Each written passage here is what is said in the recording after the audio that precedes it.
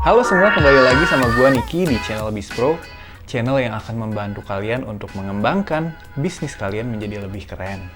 Nah, kali ini yang akan kita bahas adalah mengenai pembuatan legalitas perusahaan.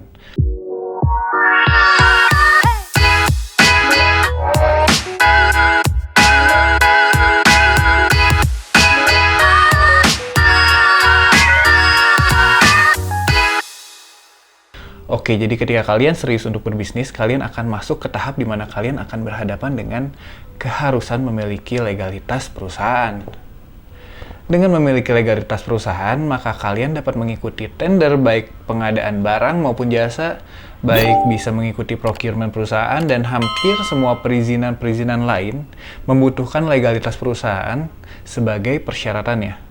Misalnya izin OJK, izin ekspor atau impor, bahkan ketika kalian berbisnis produk, ingin memasukkan produk kalian ke supermarket atau minimarket, kalian harus memiliki legalitas perusahaan sebagai entitas perusahaan kalian. Jadi penting banget bukan memiliki legalitas perusahaan.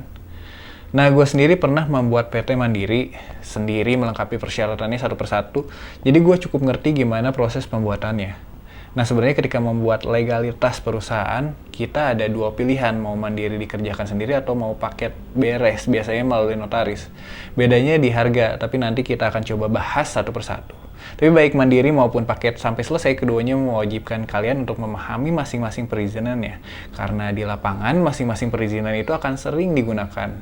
Nah, cuman karena proses pembuatan legalitas ini cukup panjang, jadi mungkin akan gue bagi videonya menjadi beberapa part.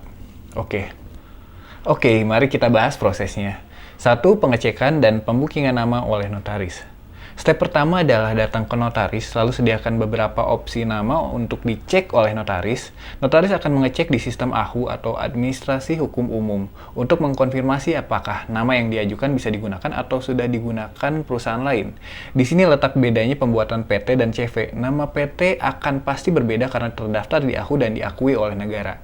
Sedangkan CV akan ada kemungkinan sama dengan perusahaan lain karena tidak terdaftar di database AHU, hanya di notaris tersebut. Kita bisa cek nama PT yang sudah ada di website AHU, yaitu ada di bawah. 2. Pembuatan draft akta oleh notaris. Setelah nama bisa digunakan, notaris akan booking nama perusahaan dan membuat draft akta perusahaan sesuai dengan data perusahaan yang disepakati oleh para pengurus dan pemegang saham. Data perusahaan biasanya berisi satu nama perusahaan di PT hanya bisa digunakan oleh si perusahaan tersebut dan tidak dapat digunakan oleh pihak lain. Nama PT saat ini harus 3 suku kata dan harus menggunakan bahasa Indonesia, namun demikian, apabila ada bahasa Inggris sebagai brandnya, masih tidak masalah. 2. Tempat dan kedudukan alamat domisili perusahaan. Biasanya tempat kedudukan perusahaan yang dicantumkan hanyalah kota tempat domisili berada. Alamat lengkapnya akan dijabarkan oleh notaris di sistem AHU di Kemenkumham. 3. Maksud dan tujuan bidang usaha. Bidang usaha yang dijalankan oleh si perusahaan, format bidang usaha diwajibkan sesuai dengan format KBLI atau Klasifikasi Buku Lapangan Usaha Indonesia. 4. Modal perusahaan serta kepemilikan saham. Berapa besar modal dasar dan modal setor perusahaan? Lalu siapa saja yang memiliki saham dan berapa besar persentase kepemilikan dari masing-masing pemegang saham? 5. Struktur kepengurusan perusahaan. Siapa saja pengurus perusahaan, posisi direktur dan komisaris. Jika ada lebih dari satu direktur dan komisaris, maka salah satu direktur dan komisaris akan menjadi direktur utama dan komisaris utama. Nah, dari sini Anda akan mendapatkan draft awal untuk dicek dan direvisi apabila diperlukan. Apabila sudah sesuai, lanjut ke proses tanda tangan. 3. Finalisasi dan tanda tangan akta di hadapan notaris. Setelah draft akta dianggap sudah selesai dengan permintaan, maka akta akan ditandatangani oleh pemilik saham perusahaan di hadapan notaris. Setiap pemegang saham diwajibkan untuk hadir menandatangani akta. Jika ada pemegang saham yang tidak dapat hadir, maka pemegang saham bisa memberikan kuasa secara tertulis atau surat kuasa kepada pihak lain untuk menggantikan kehadiran si pemegang saham tersebut. Pengurus seperti direktur dan komisaris tidak diwajibkan ikut dan tidak terlibat dalam proses tanda tangan kecuali jika si pengurus juga menjabat sebagai pemegang saham. Setelah tanda tangan selesai, notaris akan membuat salinan akta dan mendaftarkan akta tersebut di Kemenkumham. Kalian akan mendapatkan akta salinan beserta surat keputusan Kemenkumham atau SK Kemenkumham yang mengesahkan pembuatan akta tersebut.